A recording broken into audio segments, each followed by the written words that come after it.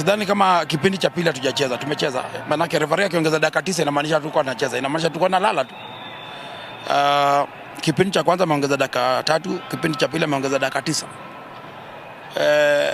Na kwa hizo dakika 9 ndio tumeconsider. I think after 7 minutes tumeconsider. In the second half we made some subs which was good from our technical men in a way to still attack and also look for the goals, and eventually it happened, and so we are very, very happy. It's a good win, a good fight, and we can only be glad that it went through this way. But